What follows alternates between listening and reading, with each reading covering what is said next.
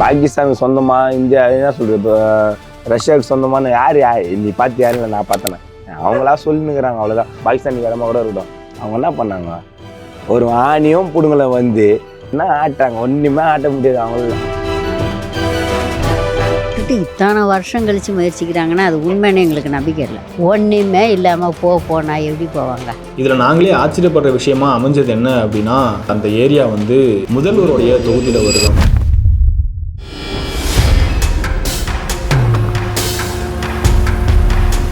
ஒரு டைனேஜ் இல்லை, ஒரு லைட்டு ஸ்வீட்ஸ் லைட்டில் கரண்ட் ஆஃப் பண்ணிட்டாங்க. வீட்டு லைட்டில் என்னெல்லாம் கொடுத்ததெல்லாம் கொடுத்துட்டாங்க ஒரு 20-25 வருஷத்துக்கு முன்னே. இப்போல்லாம் கரண்ட் எல்லாம் கொடுக்குறதில்ல, எதுவுமே கிடையாது, ஒன்றுமே இல்லை. இங்கெல்லாம் இந்த பேண்டா பார்த்தா வீட்டு வாசலில் தான் இருக்கும். நான்டா எல்லாமே தான். இது ஒரு ட்ரைனேஜ் லைன் இருக்கா, ஒரு ரோடு இருக்கா, ஒன்றுமே கிடையாது. சும்மா இவனுங்களாம் 10 ரூபாய்க்கு பிரயோஜனம் கிடையாது. இதே வரைக்கும் ஸ்டாலின் பக்கத்தில் சாந்தி நகர் வருவார், இந்த தெருவுக்கு வருவார். அவர் தொகுதி என்ன பண்ணிடுறாரு, ஆணியை உடம்பு இல்லை. அங்கே இருக்க மக்கள் சொன்னதுலேயே ரொம்ப ஷாக்கான விஷயம் என்ன அப்படின்னா, இது வரைக்கும் அந்த ஏரியாவில் இருக்க மக்களை அப்புறப்படுத்துறதுக்காக நிறைய தடவை, குறிப்பாக 3 தடவைக்கு மேலே வந்து இரவு நேரங்களில் எல்லாரும் தூங்கும்போது வந்து அங்கே இருக்க குடிசைகளை எரிச்சதாக சொல்லப்படுறாங்க. ஆனால் அது எப்படி எரிஞ்சிச்சுன்னா எங்களுக்கு தெரியாது. ராத்திரி 12 மணிக்கு தான் எரியும். போட்டு பாம்பும் பேயும் அது இதுமா வந்துனுங்கச்சு. இப்போ கஷ்டப்பட்டு வீடுங்களா அது எது கட்டிக்குதுங்க. இதுமாரி சோத்துக்கும் சரி எதுக்கும் சரி அவங்ககிட்ட இப்போ கையேந்தி நிற்கல. இந்த ஏரியா அவங்ககிட்ட நிற்கவும் நிற்காது. ஆனால் என்ன தெரியுமா, வந்து குடுக்குறியா வாங்கி வச்சுப்போம். மொத்தம் ஓட்டு எவனுக்கு போகணுமா தான் போடுவோம். என்ன பண்ணுவாங்கன்னு எங்களுக்கே தெரியலையா. எந்த மகராசி மனசுலையாவது இறங்கி பேச மாட்டாங்களா, நமக்காக பேச மாட்டாங்களா அப்படிங்கிறது தான் மக்களோட இயக்கமே. எங்களுக்கு என்ன பதிலுங்கிறத நாள் நெருங்க பயமாக இருக்குது. தேர்தல் முடிஞ்சோன்னா நம்மளை தூக்கி அங்கே போ.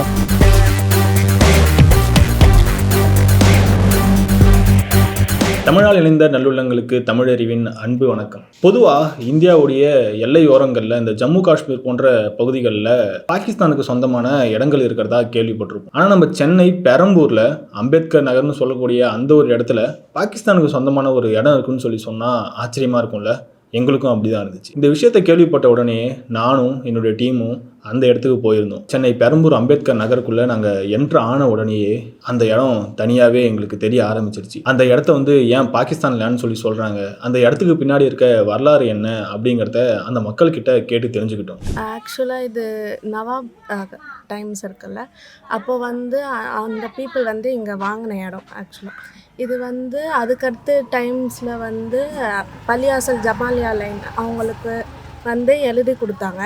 அவங்க வந்து பாகிஸ்தானுக்கு மூவ் ஆகிட்டாங்க.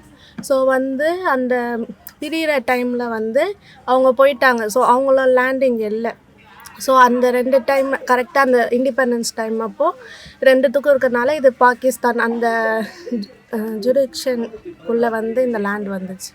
ஸோ அதுக்கடுத்து யாருமே இந்த லேண்டு ரொம்ப டச் பண்ணாத மாதிரி அப்படியே இருக்குது. ஏன்னா இதுக்கு பட்டா எல்லாமே சென்ட்ரல் கவர்மெண்ட் சைடில் இருந்து தான் கொடுக்கணும். ஆனால் எதுவுமே அவங்க எந்த ஸ்டெப்பும் எடுக்கலை அதுக்கடுத்து. ஆனால் நிறைய லேண்டு பாகிஸ்தான் உள்ள லேண்டுமே பிரித்து பட்டா கொடுக்குறாங்க எல்லாருக்கும். ஸோ இங்கேருந்து இங்கே இந்த டான் போஸ்கோ வரைக்குமே பாகிஸ்தான் லேண்டு தான். ஆனால் காலப்போக்கில் அவங்க எல்லாம் ஃபுல்லாக இது வாங்கிட்டாங்க. இந்த கேஆர்எம் ஸ்கூல் பப்ளிக் லேண்டு மட்டும் இது லீஸுக்கு எடுத்திருக்காங்க. ஸோ அவங்க வந்து கொஞ்ச நாள் எடுத்துக்காங்க. இந்த ஏரியா மட்டும் எதுவுமே இல்லை. அப்போது காலியாக இருந்தது. அதுக்கடுத்து கொஞ்சம் கொஞ்சமாக நிறைய பேர் ஒரு 30 இயர்ஸாக இங்கே நிறைய பேர் இருக்காங்க. நாங்கள் வந்து ஒரு 10 இயர்ஸ் வரலாறுலாம் நாங்கள் இருக்கிறோம். எனக்கு தெரிஞ்சு நாங்கள் ஒரு 20-25 வருஷம் 30 வருஷமாக இருக்கிறோம். எங்கள் அப்பா எங்கள் அம்மா எல்லாம் அங்கே இருந்தவங்க. அவங்க ஒரு 20-25 வருஷமாக இருக்கிறாங்க. அப்போ நாங்கள் வந்து எங்களுக்கு தெரிஞ்சு ஒரு 20-22 வருஷம் ஆகிப்போச்சு. பாகிஸ்தான் இடம் தான்றாங்க. வந்து எடுக்கிறவங்க கொள்கிறேன் அப்படி இப்படின்னு போராட்டம் வந்து வராங்க, நோட்டீஸ் ஓட்டுறாங்க, அது எடுக்கிறாங்க இது எடுக்கிறாங்கன்ட்டு. அப்போ வந்து நாங்கள் சொல்லலாம், சரி எடுக்கட்டும், அவங்க இடம் இதுன்றாங்க எடுக்கட்டும், அதுக்கேற்ற உண்டான இது எங்களுக்கு கோரிக்கை நடந்துட்டு எடுக்கட்டும் அப்படின்ட்டு நாங்கள் பேசினுக்கிறோம். அதுக்கு மேலே இதோட எத்தனை வாட்டி ஒரு 4-5 வாட்டி வந்துட்டாங்க. அப்புறமேலுக்கு சரி இப்படி இருக்குதுன்ட்டு நாங்கள் போனோம். எல்லாம் மினிஸ்டர் ஆச்சா சேகர் பாபு, அவரு தொகுதி இது. ஆனால் இது ஸ்டாலின் தொகுதி கொளத்தூர்னா. சரி அவராண்ட போகலாம் அப்படின்ட்டு அங்கே போனால், சரி எங்களுக்கு எந்த வசதியும் இல்லையே, ஒரு டைனேஜ் இல்லை, ஒரு லைட்டு ஸ்வீட்ஸ் லைட்டில் கரண்ட் ஆஃப் பண்ணிட்டாங்க. வீட்டு லைட்டில் என்னெல்லாம் கொடுத்ததெல்லாம் கொடுத்துட்டாங்க ஒரு 20-25 வருஷத்துக்கு முன்னே. இப்போல்லாம் கரண்ட் எல்லாம் கொடுக்குறதில்ல. அதே போல் நடந்துன்னு வருது. நாங்கள் இங்கேருந்து போனோம். போய் ஒரு 50-60 பேருக்கு மேலே போனோம் சேகர் பாபு வீட்டுக்கு. நம்ம அதுங்க போட்டு தான் நம்ம வந்தோங்க ஆட்சிக்கெல்லாம். அந்தமாரியா சரி அவங்கள போய் காட்டா ஒரு டைனேஜ் வசதி, ஒரு கரண்ட்டு வசதி, வீட்டுக்கு கரண்ட்டு கொடுப்பாருன்ட்டு அவரே ஒரு மாதிரியாக பேசிட்டார். அதோடு நாங்கள் வந்துட்டோம். இந்தமாரியா வர்றது, ஃபோட்டோ எடுக்கிறது, இந்தமாரியெல்லாம் சொல்கிறத கேட்டுன்னு போகிறது, இதே போல் நடந்துனுக்குது. இதுதான் உண்மை. பாகிஸ்தானுக்கு சொந்தமாக இந்தியா என்ன சொல்கிறது, இப்போ ரஷ்யாவுக்கு சொந்தமான யார் நீ பார்த்து யாரும் இல்லை, நான் பார்த்தேனே, அவங்களா சொல்லினுக்கிறாங்க, அவ்வளோதான். பாகிஸ்தானி இடமா இருந்தால் அது அவங்க இடமா கூட இருக்கட்டும், சின்ன வயசு நாங்களும் கேட்டு தான் இருக்கோம், பாகிஸ்தானி இடமா கூட இருக்கட்டும். அவங்க என்ன பண்ணாங்க, ஒரு ஆணியும் பிடுங்களை வந்து என் புள்ளியும் இங்கே தான் இருக்கிறான், என் பொண்ணு இங்கே தான் இருக்குது, மற்ற என்ன ஆட்டாங்க, ஒன்றுமே ஆட்ட முடியாது. அவங்கள வரலாறு அது இதுன்னு எங்களுக்கு தெரியாது. நாங்கள் வரும்போது வந்து பேக் சைடில் ஒரு இடமே கிடையாது. இதெல்லாம் ஒரு கிரவுண்டு சின்ன இடம், ஃப்ரண்ட் ஏரியா நம்மளுக்கு அந்த சைடில் வந்து நம்மளுக்கு ஒரு இடம் இருக்குது. கேரம ஸ்கூல்லாம் வந்து இப்போ தான் வந்து இருக்கும்போது மைதானம் ஃபுல்லாகவே, மற்றபடி ஒரு சின்ன ஒரு என்ன சொல்கிறது, ஒரு லைட் வெளிச்சம் எதுவுமே கிடையாது. நாங்களாம் வந்து வீட்டிலேருந்து லைனை கொடுத்து அப்படியே ஓட்டின்னு வந்து ஒரு சின்ன பல்புங்க தான் எரியுமா தவிர, இவங்களாம் வந்து ஹவுசிங் போர்டு வந்து அப்பத்துலேருந்தே இருந்துச்சு. இருந்தவங்க மட்டும்தான் அங்கே இருக்கணுமா தவிர மற்றவங்களாம் உள்ளே போக முடியாதுன்னா அவங்களுக்குள்ள ஒரு சின்ன கொட்டாய் வீடு, இது வந்து பெரிய இடம், நாங்கள் தான் பெரிய ஆளுன்னு சொல்லிட்டு அவங்க சொல்லியிருந்தாங்க. எதுவுமே கிடையாது, ஒன்றுமே இல்லை. இங்கெல்லாம் இந்த பேண்டா வீட்டு வாசலில் தான் இருக்கும், நான்டா எல்லாமே தான் இது. அந்த மாதிரி தான் இவங்க எல்லாம் இது சொன்னாலும், யூரின் போனாலும் சரி, மோஷன் போனாலும் சரி, எதுவாக இருந்தாலும் எல்லாமே இது மட்டும்தான். எங்களுக்குன்னு என்ன இருக்குது, இந்த ஸ்ட்ரீட் லைட் இப்போ கூட சரி, யார் போட்டால் இவங்க போட்டாங்களா சரி, ஸ்ட்ரீட் லைட் மட்டும்தான் இங்கே இருக்குது. ஒரு ட்ரைனேஜ் லைன் இருக்கா, ஒரு ரோடு இருக்கா, ஒன்றுமே கிடையாது. எதுவுமே இங்கே இல்லை, அவ்வளோதான் மேட்ரு. அம்மா இது வந்து எனிமி ப்ராப்பர்ட்டின்னு சொல்லிட்டு இங்கே சொல்கிறாங்க, இதோடைய வரலாறு பற்றி என்ன? நிஜமோ அது பெய்யான்னு தான் எங்களுக்கு சந்தேகமாக இருக்குது. நிஜம்னா சரிப்பா, அப்படி நிஜமாகவே இருந்தால் இவ்வளோ கொட்டா வீடுங்க விழுந்துச்சு, எதோ இல்லாதப்பட்ட ஏழைங்க ஏதோ இப்படி கட்டிகிட்டு இருக்கோம். ஆனால் மாளிகையெல்லாம் எழும்புச்சுல, வந்து தடுத்துருக்கலாம்ல. இது எங்கள் இடம், யாரும் கட்டா இது இல்லை, போனால் போகுதுன்னு எதோ இருக்க சொல்கிறேன், இருக்கிற வரைக்கும் இருங்க, அந்த மாதிரிலாம் கட்டக்கூடாதுன்னு தடுத்துருக்கலாமே. விட்டுட்டு இத்தனை வருஷம் கழித்து முயற்சிக்கிறாங்கன்னா அது உண்மைன்னு எங்களுக்கு நம்பிக்கை இல்லை. சரி, இந்த பாகிஸ்தானுக்கு சொந்தமான இடம் அப்படின்னு சொல்கிறாங்களே, அப்படின்னா என்னன்னு சொல்லி பார்த்துடலாம். 1947 இந்தியா சுதந்திரம் வாங்கினதுக்கு அப்புறமா ஒரு நபர் அந்த இடத்துல வந்து ஒரு லெதர் ஃபேக்ட்ரியை கட்டணதா சொல்கிறாங்க. அதில் வந்து நிறைய பாமர மக்கள் அந்த இடத்துல வேலை செஞ்சதாகவும் சொல்கிறாங்க. அந்த லெதர் ஃபேக்ட்ரி ஓனர் வந்து 1990 காலகட்டங்களில் வந்து சென்னையிலேருந்து பாகிஸ்தான்லேயே போய் குடியேறிட்டதால அவருக்கு சொந்தமான இந்த இடம் எனிமி ப்ராப்பர்ட்டி அப்படின்னு சொல்லி அறிவிக்கப்பட்டதா சொல்கிறாங்க. இந்த இடத்த வந்து கவர்மெண்ட்டே கைப்பற்றிட்டதாகவும் சொல்றாங்க.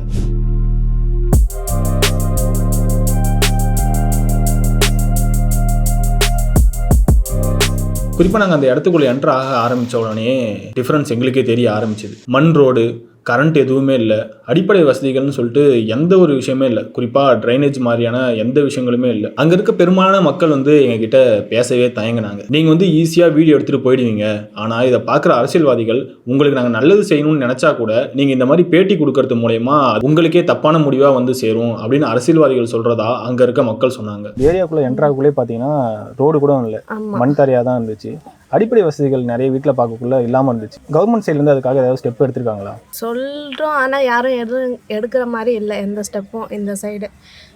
ஆனால் ஓட்டர் ஐடி எல்லாமே இருக்குது, எல்லாமே இந்த இதுக்கு இருக்குது. கரண்ட்டுமே இருக்கிற ஏற்கனவே கொடுத்த வீட்டிலேருந்து வாங்குற மாதிரி இருக்குது. ஆக்சுவலாக கரண்ட்டுமே இங்கே இல்லை, ட்ரைனேஜுமே எதுவும் இல்லை. வெறும் செப்டிக் டேங்க் வச்சு ஏதாவது வண்டி வச்சு வந்து எடுக்கிற மாதிரி தான் இருக்கும். ட்ரைனேஜும் இல்லை, ஸ்ட்ரீட் லைட்டும் இப்போ தான் போட்டாங்க, ஒரு 6 months தான் இருக்கும். அதுவுமே எப்போயா சம்டைம்ஸ் எரியாது, அந்த மாதிரி வரும். மற்றபடி இங்கே எந்த இதுவும் இல்லை. கொஞ்சம் இந்த ஏரியாக்குள்ளே வந்தாலே கொஞ்சம் இதாக தான் இருக்கும். மழை டைம்லலாம் கொசு, இப்போ வரைக்குமே கொசு நிறையா இருக்கும் டேஸில் ஃபுல்லாக. கொஞ்சம் தண்ணி நிற்கும், ஆனால் மண் வந்து கொஞ்சம் இழுத்துக்கும். அந்த மாதிரி அடிப்படை வசதிகள் நிறைய அடிப்படை வசதி வந்து செய்ய மாட்டுறாங்க. இந்த எலெக்ஷன் வருது, 3 மாதம் இருக்குது. இந்த எலெக்ஷனுக்கு வருவாங்க, ஓட்டு கேட்பாங்க, நான் சேர்ந்து தரேன்னுவாங்க. ரோட்டு வசதி ரோடு போடுறேன்னுவாங்க. அதோட இது முடிஞ்சு கெழிச்சிட்டாங்கன்னு வச்சுக்கா, அதோட இந்த சைடு யாரும் வர மாட்டாங்க, அவ்வளோதான்.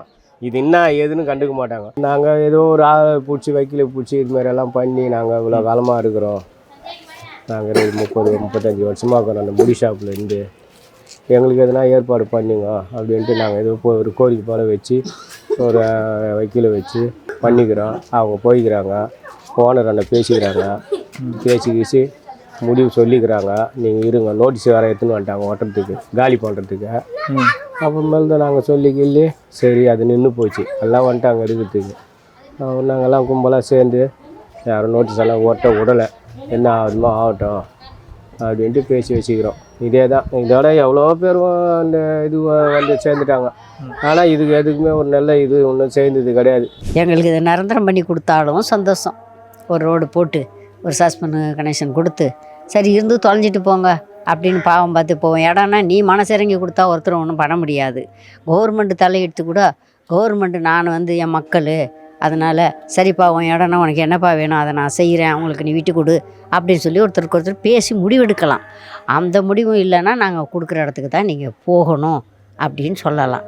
ஒன்றுமே இல்லாமல் போனா எப்படி போவாங்க? அங்கே வாழ்கிற மக்கள் எல்லாமே சுமார் 25லேருந்து 30 வருஷத்துக்கு முன்னாடியிலேருந்தே அங்கேயே வாழ்ந்துட்டு இருக்காங்க. அங்கே இருக்க நிறைய மக்கள் எங்ககிட்ட பேசவே தயங்கினாங்க. காரணம் என்னென்னா, இதுக்கு முன்னாடி நிறைய பேர் வந்து எங்களை வீடியோ எடுத்துகிட்டு போயிட்டாங்க, ஆனால் எங்களுக்குன்னு வந்து எந்த வித நல்லதும் நடந்த மாதிரியே தெரியல அப்படிங்கிற மாதிரியும் சொல்லியிருந்தாங்க. இதில் நாங்களே ஆச்சரியப்படுற விஷயமா அமைஞ்சது என்ன அப்படின்னா, அந்த ஏரியா வந்து முதல்வருடைய தொகுதியில் வருதான். கவர்மெண்ட் சைட்லேருந்து அவங்கவுங்க பேருக்கே வந்து இந்த இடத்த மாற்றுறதுக்கான ப்ரொசீஜர்ஸாக எதுவுமே பண்ணலையா கவர்மெண்ட் சைட்லேருந்து? இல்லையே, வரலையே, எதுவுமே செய்யலை. வந்தாங்கன்னா வந்து ஏற்கனவே நாங்கள் செய்கிறோம் கொள்கிறோம், இந்த ஏரியாவுக்கு நீங்கள் நின்று நாங்கள் வரோம், இந்த எங்கள் தொகுதி இது நாங்கள் பார்க்குறோம், நாங்கள் செய்கிறோம், அது யார் வீட்டு இடமா இருக்கட்டும், நான் உங்களுக்கு இல்லை கவர்மெண்ட்டுடைய ரேட்டு கூட நாங்கள் உங்களுக்கு ரேட்டு வாங்கி கொடுக்குறோம் அப்படின்னு கூட எந்த கோரிக்கையும் இல்லை. வர்றது இது மாதிரியா பாடுறது, இந்த இது எடுத்து பேட்டி கொடுக்குறது, அவ்வளோதான். அதோட போய் நிற்குது. மழை பெய்யும் போது வந்தியானா உன் ட்ரெஸ் எல்லாம் நல்லாவே இருக்காது, நீ அப்படி நடந்து போகணும். அப்படி தான் இருக்கும், இங்கெல்லாம் அப்படி தான் இருக்கும். நல்ல வெயில் அடிக்க கொஞ்சம் பரவாயில்லையா இருக்குது. இதில் கொசு தொல்லை, அவ்வளோ தொல்லை, சுகாதார வசதி இல்லாமல் தான் ஓடிக்கிட்டுருக்கு. என்ன பண்ணுவாங்கன்னு எங்களுக்கே தெரியலையா. ஏதோ இப்போ மாதிரி வர்றவங்க பார்க்குறவங்க இதெல்லாம் என்ன தான் செய்ய போகிறீங்க, நல்லது செய்யுங்கன்னு எந்த மகராசி மனசுலையாவது இறங்கி பேச மாட்டாங்களா, நமக்காக பேச மாட்டாங்களா அப்படிங்கிறது தான் மக்களோட ஏக்கமே. இல்லை, இது வந்து எப்படின்னா எல்லாமே பத்திர பதிவு மாதிரி வந்துட்டு இருக்கு. இப்போ இதுக்கு முன்னாடி இருக்க பையர்ஸ் கிட்டேருந்து நெக்ஸ்ட் வாங்கிட்டு இருக்காங்க. சில பையர்ஸ் வந்து நிறைய பயப்படுறாங்க. ஸோ வந்தால் திரும்ப யாராவது எடுத்துப்பாங்க, இருக்கிற வரைக்கும் தான் இங்கே இருக்க முடியும், காலி பண்ண சொன்னால் போயிடணுன்ற மாதிரி இருக்கிற சுச்சுவேஷன் இருக்கிறதுனால இந்த லேண்டுக்கும் ரொம்ப ரேட்டெல்லாம் இருக்கு. இங்கே முன்னாடி இருக்க லேண்டெல்லாம் க்ரோஸில் போகும், இங்கே லேக்ஸ் மட்டும்தான் அந்த மாதிரி இருக்குது. ஸோ வந்து கம்மியாக தான் யாரும் வாங்க மாட்டேங்கிறாங்க. ஸோ பட்டா இல்லாதனால எல்லோரும் பயப்படுறாங்க.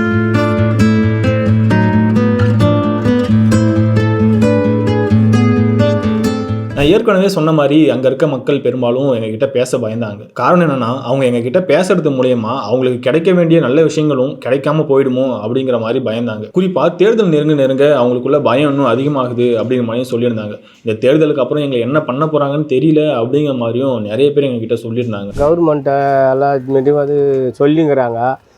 நாங்கள் ஒரு கோரிக்கை போல் கேட்டுக்கிறோம். எங்களுக்கு என்னன்னா கவர்மெண்ட்டுடைய ரேட்டு, அது என்ன ரேட்டோ அந்த ரேட்டை எங்களுக்கு கொடுங்க, நாங்கள் வாங்கிக்கிறோம்.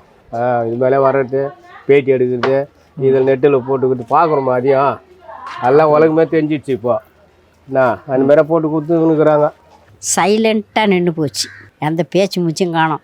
ரகசியமாக என்ன முடிவு ரெடி பண்ணுறாங்களா, தேர்தல் வேறு இருக்க நடுவில், அதனால் கம்முன்னு இருக்காங்களா, முடிஞ்சதுக்கு பிறகு எங்களுக்கு என்ன பதிலுங்கிறத நாள் நெருங்க பயமாக இருக்குது. தேர்தல் முடிஞ்சோடனே நம்மளை தூக்கி எங்கேயும் எதனா ஒரு இடம் கொடுத்து ஒரு அவசியம் கொடுக்குன்னா அப்படிலாம் எதுவும் சொல்லலைப்பா, அப்படின்னு நீங்கள் இருந்த வரைக்கும் இருந்தீங்க போங்கங்கிறது மாதிரி தான் நோட்டீஸ் கொடுத்தாங்க. கவர்மெண்ட் சைடில் ஒன்றும் எதுவும் சொல்ல மாட்டேங்கிறாங்க. நாங்களும் இந்த சிஸ்டம், இந்த ஆட்சி மாறினா வருமா அப்படின்னு பார்த்துட்டு இருக்கோம். எதுவும் ஒன்றும் தெரிய மாட்டேங்குது சரியா. இவங்களாம் பண்ண மாட்டானுப்பா. கவர்மெண்ட் சைடில் இல்லைப்பா, கவர்மெண்ட் அந்த என்ன கவர்மெண்ட் நம்ம ஆணையை பிடிங்கிச்சு. 3000 ரூபா மாதம், வருஷத்துக்கு 3000 ரூபா கொடுக்குறேன், வருஷம் துணு முடியுமா அதை வச்சுன்னு. சும்மா இவனுங்களாம் 10 ரூபாய்க்கு பிரயோஜனம் கிடையாது. இதே வரைக்கும் ஸ்டாலின் பக்கத்துல சாந்தி நகர் வருவாரு, இந்த தெருவுக்கு வருவாரா, அவர் தொகுதி தான் என்ன பண்ணிடுறாரு, ஆணிய உடப்புல இந்த பூட்டை போட்டுன்னு அந்த முனை வரைக்கும் வருவாரு. இங்க மொத்த இடுப்பளவு தண்ணியில் நாங்க நின்னுக்கிறோம். எங்களுக்கு என்ன பண்ணிக்கிறாங்க, அடுத்ததா கவர்மெண்ட் சைட்ல இருந்து அந்த மக்களுக்கு எந்த விதமான சலுகைகளும் கிடைக்கிறதில்ல அப்படின்னு சொல்லியிருந்தாங்க. 5 வருஷத்துக்கு ஒரு தடவை எங்களுடைய சார்பில் நாங்கள் ஓட்டு போடுறோம், எங்களுக்கான ஆதார் கார்டில் இருந்து ஓட்டர் ஐடி வரைக்கும் எல்லா ப்ரூஃப்ஸும் இதே இடத்துல தான் இருக்கு, இருந்தாலும் எங்களுக்காக எந்தவித அடிப்படை வசதிகளும் செஞ்சு தரதில்ல அப்படின்னும், குறிப்பாக குடிநீர், ட்ரைனேஜ், கரண்ட் மாதிரியான எந்த வசதிகளுமே இல்லை அப்படின்னு சொல்லியிருந்தாங்க. ஒரு இடத்த நம்ம பேர்ல இருக்கு அப்படிங்கிறத ப்ரூவ் பண்ற விஷயம் தான் அந்த பட்டா, சிட்டா, பத்திரம் மாதிரியான விஷயங்கள் எல்லாமே. ஆனால் இது மாதிரியான எந்த விஷயங்களுமே எங்களுக்கு ப்ராப்பராக இன்னும் தரத்தில்லை அப்படின்னும், அடிக்கடிக்கு வந்து நாங்கள் தங்கியிருக்க அந்த இடத்த வந்து மூவ் பண்ண சொல்லி, எங்களை காலி பண்ண சொல்லி நோட்டீஸ் ஒட்டுறதாகவும் சொல்லியிருந்தாங்க.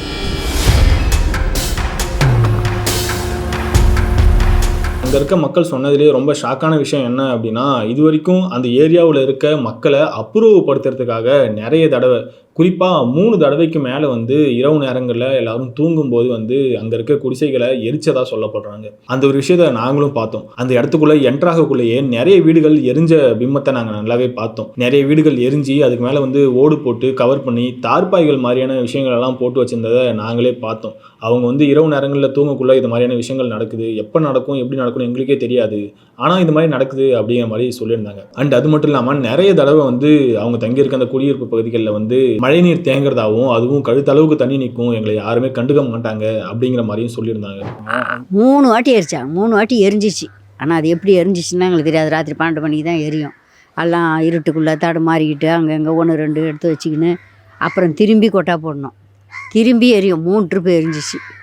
3 ட்ரிப்பு பயங்கர தண்ணி. அங்கே போய் ஸ்கூலில் நின்று பார்த்தோம்னா அந்த மொனை கூட தெரியாது. திரும்பி உள்ளே வந்தோம்னா தண்ணியில் ஊறிடுதுல, எல்லாம் உடஞ்சி சவுக்கு ஓலை என்ன பண்ணோம், என் தலையிலே விழும். அப்படி தான் இருந்துச்சு. இப்போ அவங்கவுங்க கொஞ்சம் காசுங்களை போட்டு வாசலில் அப்படி இப்படி கொஞ்சம் ஏற்றுனதுனால 1 2 வீட்டில் மட்டும் தண்ணி வருது. வசதி உள்ளவங்க பில்டிங் கட்டிக்கினாங்க, இல்லாதவங்க இப்படியே தான் இருக்கிறோம்.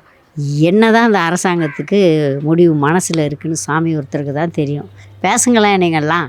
இல்லை, இந்த இடத்த விட்டு காலி பண்ணுறதுக்காக ஏதோ குடிசைகள்லாம் எரிச்சதா இதுக்கு முன்னாடி நிறைய தடவை அப்ரூவ் மக்களை வெளியே போகிறதுக்காக என்னென்னவோ பண்ணியிருக்காங்கன்னு சொல்லி சொன்னாங்க. அது மாதிரி என்னென்ன நடவடிக்கைகள்லாம் அப்போ பண்ணாங்களா? அது எரி விட்டுறதெல்லாம் அது நாங்கள் சின்ன இதுக்கு சொல்ல அப்போ தெரியாது. இப்போ எரி விட்டுக்கிறாங்க. அப்போ ஒரு 20 25 வருஷத்துக்கு 30 வருஷத்துக்கு முன்னே எரி விட்டாங்களாம். எரிஞ்சிட்டு காலி பண்ண அப்போ கூட எப்படி போவோம்? அதுங்க இருக்குதுங்களா வீடு, எரி விட்டா கூட எப்படி போவோம்? திருப்பி அது போயிட்டு துணி இல்லாமல் கூட ஆகி போய் அப்போ ரங்கநாதன் எம்எல்ஏ இருந்தார். அவர் தான் வந்து பார்த்து ஏற்பாடு பண்ணி கவர்மெண்ட்டில் அதுங்களுக்கு ஒரு புடவை ஒரு வேஷ்டி கொடுத்து அது தங்க வச்சுக்கின்னு அப்படியே காலத்தை ஓட்டி நிற்கிறோம். எங்களுக்கு வந்து இது என்ன ரேட் ஆகும்? கவர்மெண்ட்டு இது ரேட்டை கூட ஊராமுட்டு இடன்றீங்க. அது கவர்மெண்ட்டு ரேட்டு என்ன ரேட்டோ அந்த ரேட்டை கொடுங்க, நாங்கள் வாங்கிக்கிறோம். நாங்கள் போட்டு கஷ்டப்பட்டு பாம்பும் பேயும் அது இதுமா வந்துனுங்கச்சு. இப்போ கஷ்டப்பட்டு வீடுங்களா அது எது கட்டிக்குதுங்க, அது எப்படி காலி பண்ணால் நாங்கள் விட்டு போகிறது கஷ்டப்பட்டு? ஆனால் கவர்மெண்ட்டு ரேட் என்ன ரேட்டு அது அந்த ரேட்டை கொடுங்க, நாங்கள் வாங்கிக்கிறோம். அதுதான் நாங்கள் கேட்டுக்கிறோம். அது இப்போ வரைக்குமே நிறையா வலியுறுத்திட்டு தான் இருக்காங்க. இடையில வந்து இந்த சென்ட் மேரிஸ் இங்கே ஒரு ஸ்கூல் இருக்கும் பின்னாடி. ஸோ அவங்க வந்து எங்கள் லேண்டுக்காக அவங்க கேஸ் போட்டு இங்கேருந்து காலி பண்ணணும்னு நோட்டீஸ் கொடுத்தாங்க.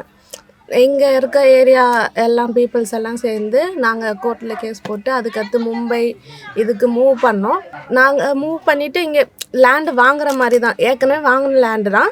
பட் இந்த அமௌண்ட்டுக்கு நீங்கள் சொன்னீங்கன்னா கூட நாங்கள் கோட் பண்ணி அந்த அமௌண்ட் கொடுத்துட்றோம், அந்த லேண்டுக்கான காசு கொடுத்துட்றோம், திரும்ப நாங்கள் ரீபேமெண்ட் பண்ணி வாங்குற மாதிரி சுச்சுவேஷன்னாலும் ஓகேன்னு கவர்மெண்ட் கிட்ட சொல்லியிருக்கோம். பட் அவங்க வந்து ஒரு ஸ்கொயர் ஃபீட் வந்து ரொம்ப ரேட் அதிகமாக சொன்னனால யாரும் எதுவும் வாங்க முடியாத சுச்சுவேஷன். இன்னும் கேஸ் அப்படியே போயிட்டு இருக்கு. சாப்பிட்றதுக்கு சோத்துக்கும் சரி எதுக்கும் சரி அவங்ககிட்ட இப்போ கையேந்தி நிற்கல இந்த ஏரியா. அவங்ககிட்ட நிற்காது. ஆனால் என்ன தெரியுமா, வந்து கொடுக்குறியா வாங்கி வச்சுப்போம், ஓட்டு எவனுக்கு போடணுமா தான் போடுவோம். உங்கள் அப்பம் போடுவான், இல்லை நான் போடுவேன். அண்ட் ஃபைனலாக நாங்கள் அங்கேருந்து கிளம்பக்குள்ள அங்கேருந்து ஒருத்தவங்க சொன்னது ரொம்பவே ஆச்சரியமாக இருந்துச்சு. நீங்கள் வந்து ஈஸியாக இங்கே வந்து வீடியோ எடுத்துகிட்டு போயிடுவீங்க, ஆனால் எங்களுக்காக எந்த நல்லதுமே நடக்காது, இதனால் உங்களுக்கு என்ன பிரயோஜனம் இருக்குது அப்படின்னு எங்களுக்கு தெரியல.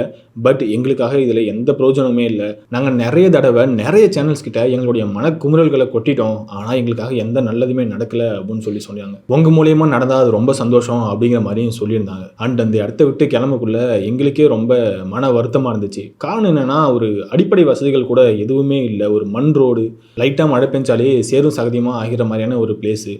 அந்த இடத்துக்குள்ளே என்ட்ரு ஆனதுலேருந்து அந்த இடத்த விட்டு வெளியே வர வரைக்குமே ஒரு 100 வருஷத்துக்கு முன்னாடி ஒரு கிராம பகுதிகளில் போனால் எப்படி இருக்கும் அந்த மாதிரியான ஒரு பின்பத்தை தான் பார்த்தோம். நன்றி.